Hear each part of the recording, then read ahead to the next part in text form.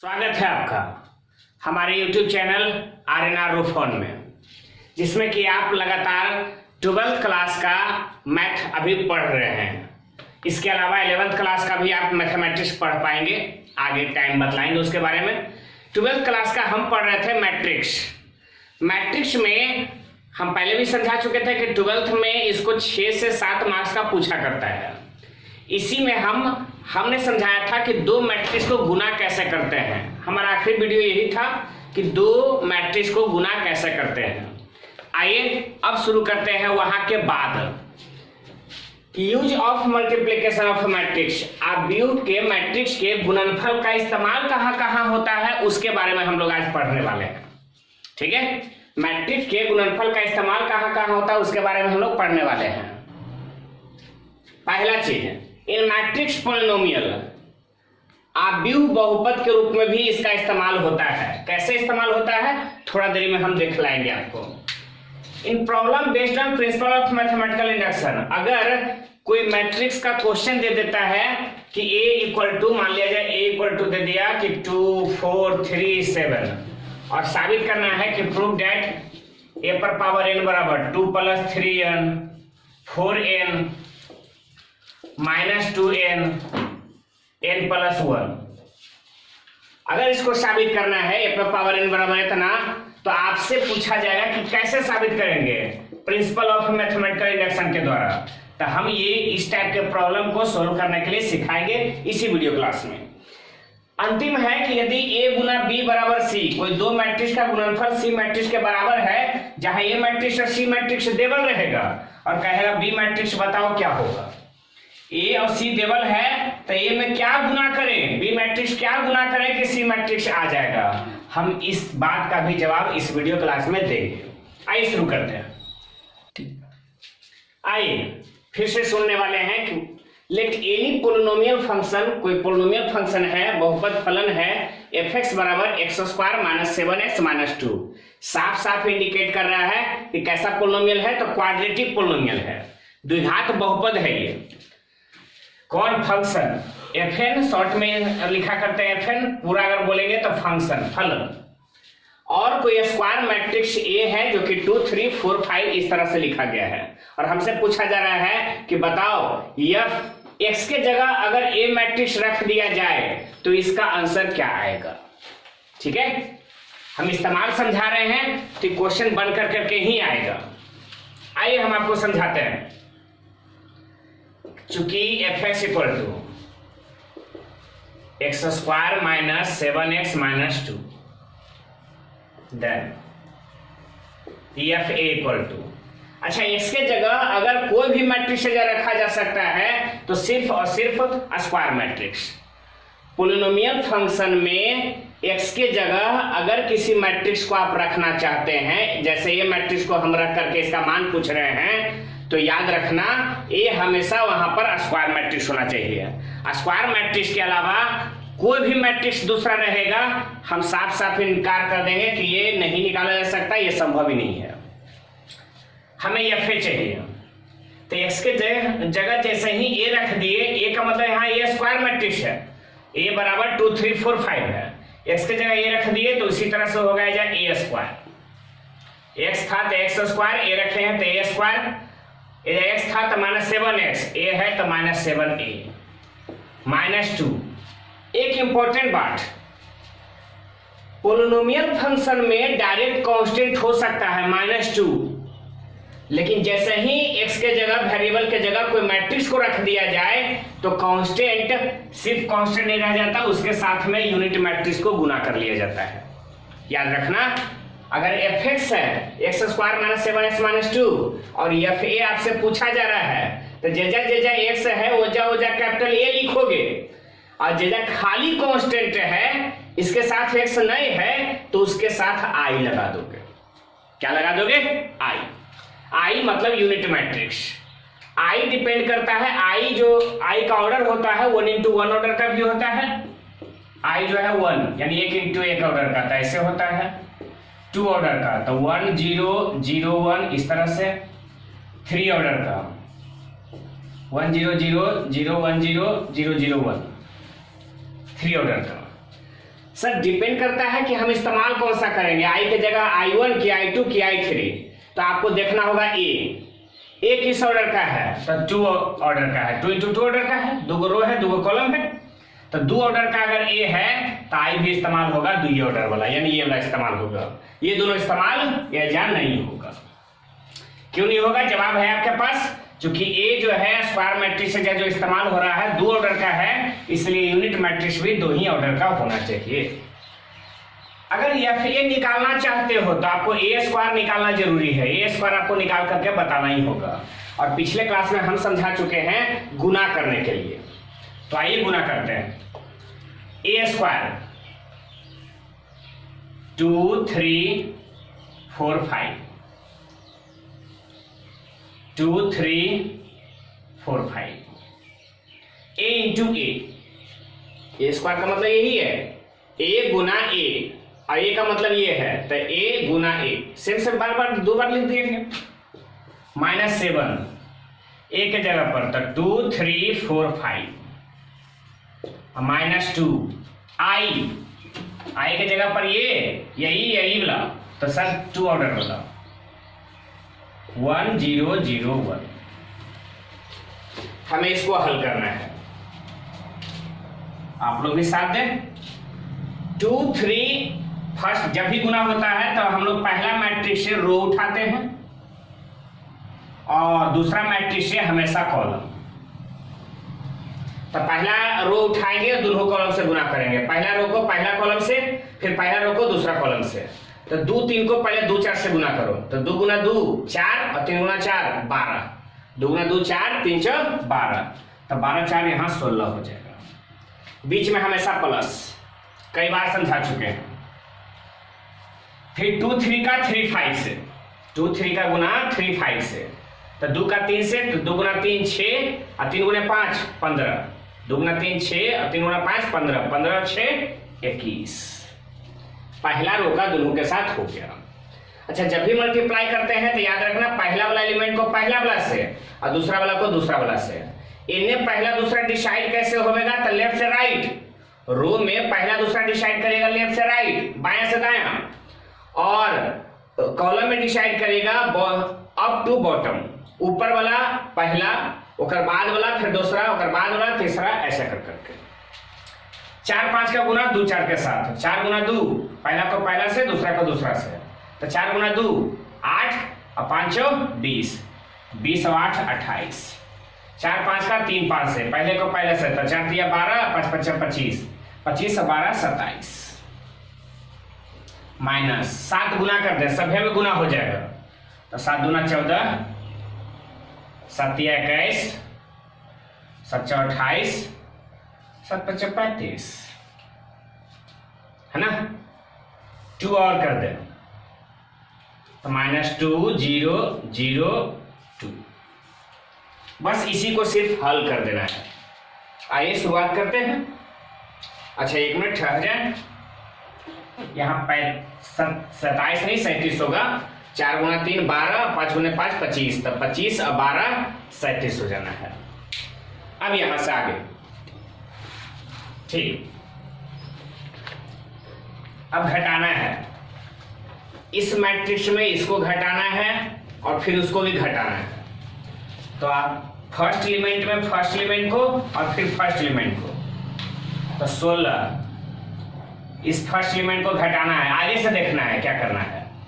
तो 14 के आगे निगेटिव लगा देंगे, -14, 2 है इसके आगे माइनस है तो माइनस लगा देंगे, अगर जब प्लस होता तो +2 लिख देते। फर्स्ट एलिमेंट का हो गया। सेकेंड एलिमेंट का यहाँ 21 है, फिर माइनस में भी 21 है, ध्यान दो, 21 माइनस में 21। घटाव का नियम जानते हो कि जब भी घटाते हैं तो सेकेंड में सेकेंड ला को, फर्स्ट ला में फर्स्ट ला को, तो सेकेंड में सेकेंड ला को घटा दिए, और ये जो घटाव है तो माइनस में इधर 0 हो जाता है, एक सेकेंड कौन है 0। 28 है, 28 चले, माइनस में फिर से 28 और फिर माइनस में 0। 37 है, माइनस में फिर 35 है और माइनस में 2 है। 16 माइनस 14 माइनस 2 तो minus 16 plus 16 cancel, 21 minus 21 cancel, minus 28 plus 28 cancel, minus 35 minus 2 minus 37 plus 37 cancel, बराबर में क्या गया 0 0 0 0। तो बताओ अब सवाल अगर हमको इस तरह का मिलेगा तो जवाब दे पाओगे? हम साफ साफ लिखेंगे कि zero order sorry zero matrix with 2 into 2 order. ठीक है, जवाब में कोई तकलीफ नहीं। इस तरह का और भी सवाल पूछेगा तो क्या आप जवाब दे सकते हो? सवाल ऐसे पूछेगा,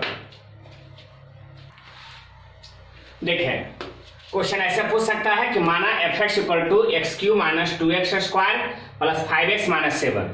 तो ये किस तरह का पोलिनोमियल है? तो क्यूबिक पोलिनोमियल है, फर्क नहीं पड़ता।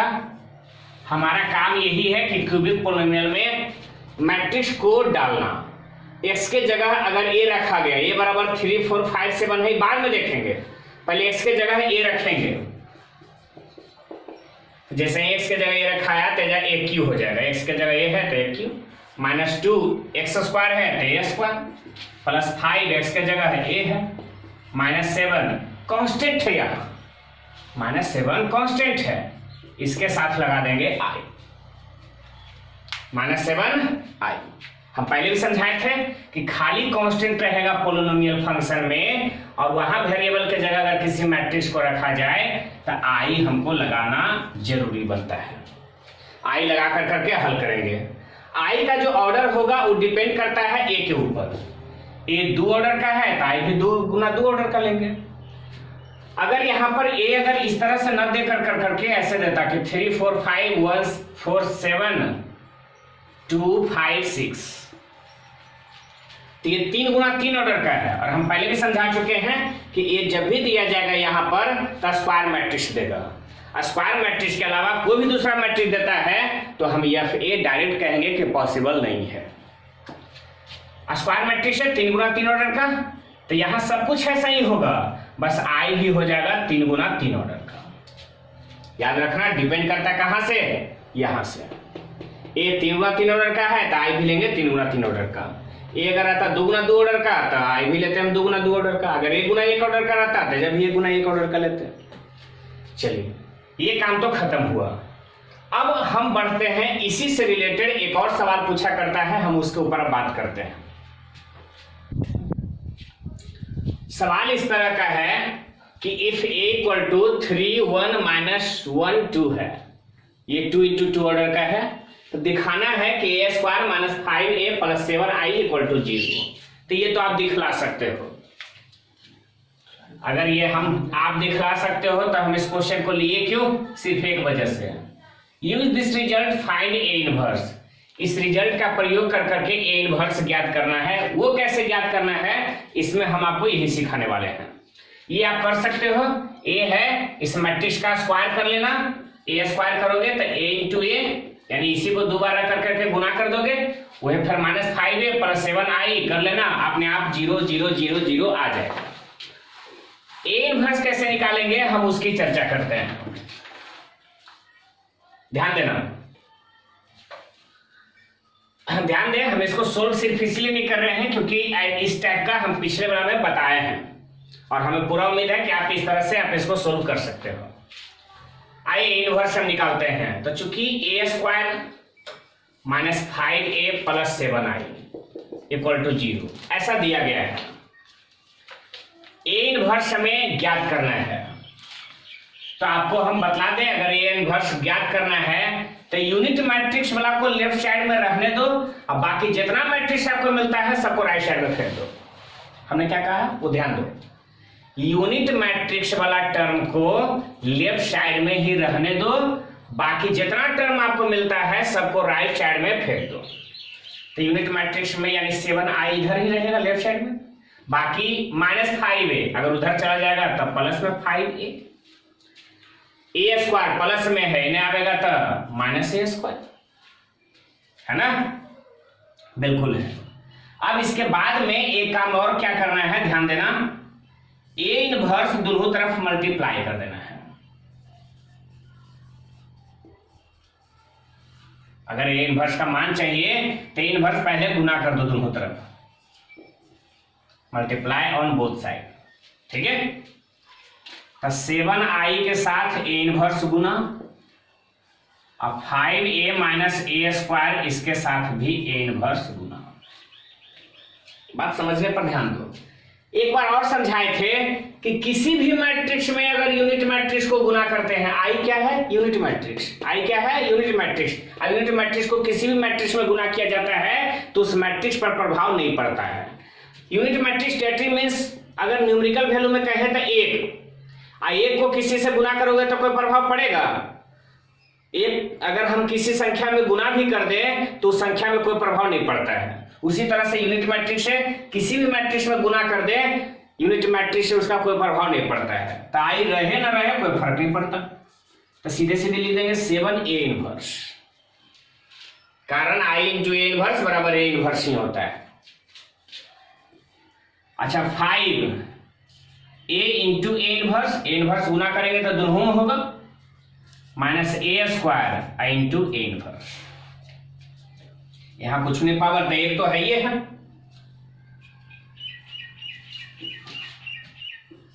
7a inverse equal to 5a inverse. आप भली बातें जानते हैं, आधार समान है, 1 माइनस 1 0 हो जाएगा, है ना।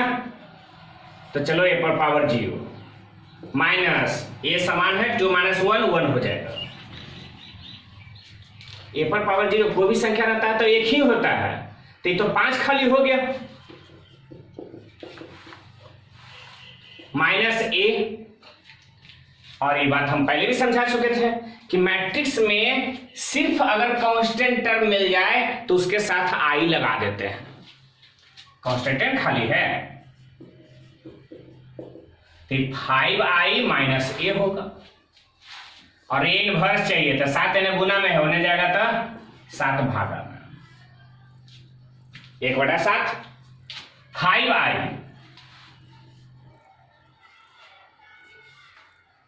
आई है यानी 1001